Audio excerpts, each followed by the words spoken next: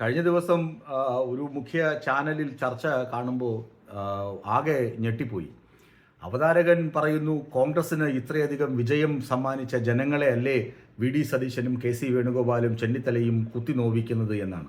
അവതാരകൻ അങ്ങ് പ്രഖ്യാപിക്കുകയാണ്, അവർ കോൺഗ്രസ് ജയിച്ചു കഴിഞ്ഞു എന്ന് പ്രഖ്യാപിക്കുകയാണ്.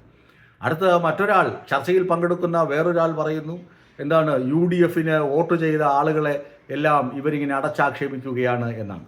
വേറൊരാൾ പറയുന്നു, PK കുഞ്ഞാലിക്കുട്ടിയെ മുഖ്യമന്ത്രിയാക്കണമെന്ന്.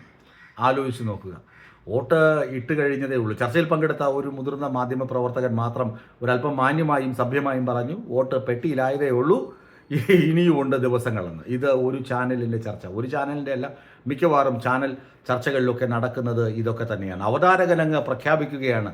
നിങ്ങൾക്ക് അറിയാം, നിങ്ങളുടെ കണ്ണിൽ പൊടിയിട്ടുകൊണ്ടാണ് ഇവരൊക്കെ സംസാരിക്കുന്നത്. നിങ്ങൾക്കറിയാമല്ലോ, മെയ് 4-നാണ് വോട്ടെണ്ണൽ. അതിനു മുന്നേ ഇവിടെ വോട്ടെണ്ണി UDF വിജയിച്ചു എന്ന പ്രതീതി സൃഷ്ടിക്കുകയാണ്. അങ്ങ് വോട്ടെണ്ണുന്നതിന് മുന്നേ എങ്കിലും UDF അങ്ങനെ ആശ്വസിക്കട്ടെ എന്ന് പറയാനാണ് ഞാൻ ആഗ്രഹിക്കുന്നത്. അവർ വോട്ടെണ്ണുന്നതിന് മുന്നേ തന്നെ ജയിച്ചു. കുറച്ച് വോട്ടെണ്ണി കഴിയുമ്പോൾ അവർ തോൽക്കും. അവർ അതുവരെ ജയത്തിൻ്റെ ഒരു പച്ചപ്പിൽ നിൽക്കട്ടെ എന്ന് തന്നെയാണ് എൻ്റെയും ആഗ്രഹം. പക്ഷേ ഈ അവതാരകന്മാർ, ചാനൽ അവതാരകന്മാർ വന്നിരുന്ന് UDFനെ വിജയിപ്പിച്ച ജനങ്ങൾക്ക് തിരിച്ചടിയാകുന്നു അല്ലെങ്കിൽ എന്നൊക്കെ പറയുമ്പോൾ ഇവർക്ക് ഒരല്പമെങ്കിലും ലജ്ജയില്ലേ, സാമാന്യ ബോധമില്ലേ എന്നൊക്കെ നമുക്ക് തോന്നിപ്പോകും. തോന്നലല്ല, അതങ്ങനെ ചിന്തിച്ചു പോകും. ഇത്രമാത്രം പ്രകീർത്തിക്കാൻ VD സതീശൻ എന്താണ്, KC വേണുഗോപാൽ എന്താണ്, ചെന്നിത്തല എന്താണ്? ഇവർക്കൊക്കെ രാഷ്ട്രീയ മാനദണ്ഡങ്ങളുണ്ട്, രാഷ്ട്രീയ നിലപാടുകളുണ്ട്, രാഷ്ട്രീയ ശരികളുണ്ട്. പക്ഷേ ഈ കഴിഞ്ഞ പിണറായി സർക്കാരിനെ എതിർക്കാൻ വേണ്ടി ഇവർ കൊണ്ടുവന്ന എല്ലാ കേസുകളും ചവറ്റുകൊട്ടയിലാണ് അവയുടെ സ്ഥാനമായിരുന്നത്. പിന്നെ വികസനത്തിൻ്റെ കാര്യം പറയുമ്പോൾ വികസനമെങ്ങും വികസനമുണ്ട്.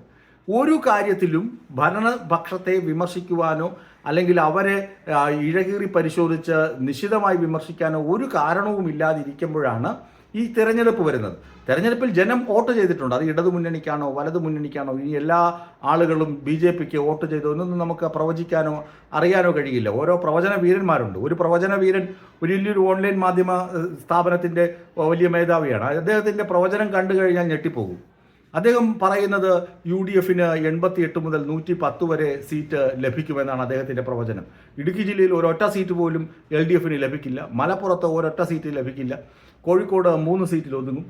തിരുവനന്തപുരത്ത് ചിലപ്പോൾ കഴക്കൂട്ടത്തും നേമത്തുമൊക്കെ BJP അമര വിരിയിക്കും എന്നൊക്കെയാണ് അദ്ദേഹത്തിൻ്റെ കണക്കുകൂട്ടൽ. ഇതൊക്കെ എവിടെ നിന്നാണ് ഇവർക്ക് കിട്ടുന്നതെന്ന് അറിഞ്ഞു കഴിഞ്ഞാൽ നമ്മളും ആ വഴിക്കൊക്കെ ഒന്ന് ചിന്തിച്ച് അങ്ങനെ സോഴ്സുകളെ കണ്ടെത്താൻ ശ്രമിക്കുമായിരുന്നു. കാരണം ഇങ്ങനെ ഊഹാപോഹങ്ങളും സ്വപ്നങ്ങളും നിരത്തി UDFനെ അങ്ങ് പ്രകീർത്തിക്കുക, UDFനെ വാനോളം പുകഴ്ത്തുകയാണ്. ആരെ പുകഴ്ത്തുന്നത്? VD സതീശനെയാണെന്ന് കൂടി ഓർത്തുകൊള്ളണം. നാഴികയ്ക്ക് 40 നുണകൾ പറഞ്ഞ് ജനങ്ങളുടെ കണ്ണിൽ പൊടിയിട്ട്, പൊടിയല്ല മണ്ണിട്ട് പാറപ്പൊടി വിതറി അല്ലെങ്കിൽ മുളക് പൊടി വിതറിയൊക്കെ നടന്ന VD സതീശനെ പ്രകീർത്തിക്കാനാണ് ഇതൊക്കെ ചെയ്യുന്നത്. ഇനി ഈ കോൺഗ്രസിനകത്ത് ഇവർ ഈ കോൺഗ്രസിനെ UDFനെയൊക്കെ പുകഴ്ത്തുന്നുണ്ടല്ലോ. UDFന് ജയിച്ചു എന്ന് വരെ പറയുന്ന ചാനൽ അവതാരകൻ്റെ കാര്യം ഞാൻ പറഞ്ഞു. ഇവരൊക്കെ ഇങ്ങനെ പറയുമ്പോൾ UDFനകത്ത് എന്താണ് നടക്കുന്നത്? കോൺഗ്രസിനകത്ത് എന്താണ് നടക്കുന്നത്? കോൺഗ്രസിനകത്ത് അധികാര വടംവലി ഇപ്പോഴേ തുടങ്ങിക്കഴിഞ്ഞു. KC വേണുഗോപാലിന് വേണ്ടി വാട്സപ്പ് യുദ്ധം തുടങ്ങിക്കഴിഞ്ഞു. അത് KC വേണുഗോപാലിനെ പുറത്ത് ചാടിക്കുവാൻ വേണ്ടി രമേശനും സതീശനും കൂടിയുള്ള സംഘം ചേർന്നുള്ള ആക്രമണം മറ്റൊരു സ്ഥലത്ത് തുടങ്ങിക്കഴിഞ്ഞു.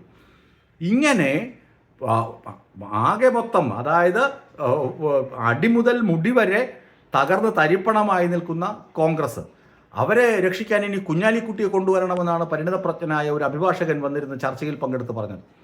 കുഞ്ഞാലിക്കുട്ടി മുഖ്യമന്ത്രിയാകട്ടെ, മുഖ്യമന്ത്രിയായി കഴിഞ്ഞാൽ കാര്യങ്ങളൊക്കെ വെടിപ്പാകുമെന്നാണ് അദ്ദേഹത്തിൻ്റെ പക്ഷം. ഇത് കേരളമാണ്, ജനാധിപത്യ രാജ്യമാണ്, ജനാധിപത്യ സംസ്ഥാനമാണ്, ജനാധിപത്യ രീതിയിലാണ് വോട്ടെടുപ്പ് നടന്നത്. വോട്ട് എണ്ണിക്കഴിഞ്ഞിട്ടില്ല.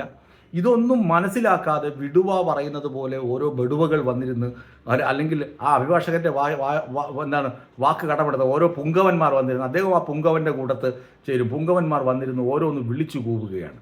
ഇതൊക്കെ മലയാളികൾ കേട്ട് അന്തം വിട്ട് കുന്തം വിഴുങ്ങി ഇരിക്കുമെന്നാണ് ഇവരുടെയൊക്കെ ധാരണ. ഇതൊക്കെ തെറ്റായ പ്രവണതയാണ്. ഇത് അല്ല, വോട്ടെണ്ണി കഴിഞ്ഞിട്ട് നമുക്ക് കാര്യങ്ങൾ തീരുമാനിക്കാമെന്ന അക്ഷരാർത്ഥത്തിൽ നിലപാടോട് ശക്തമായി പറയേണ്ട ആളുകളാണ് മാധ്യമപ്രവർത്തകരും രാഷ്ട്രീയ നിരീക്ഷകരുമൊക്കെ. അല്ലാതെ ഈ കുഴലൂത്തും ജൈവിളികളും ഇല്ലാത്ത പ്രവചനങ്ങളും നടത്തി, അല്ലെങ്കിൽ ഒരിടവും കണക്ക് ടാലിയാകാത്ത പ്രവചനങ്ങൾ നടത്തി അങ്ങ് ആരെ കോരി കുളിപ്പിക്കാനാണ് ഇത് ചെയ്യുന്നതെന്നാണ് നമുക്ക് വലിയ സംശയം തോന്നുന്നത് പൊതുജനമെന്ന നിലയിൽ.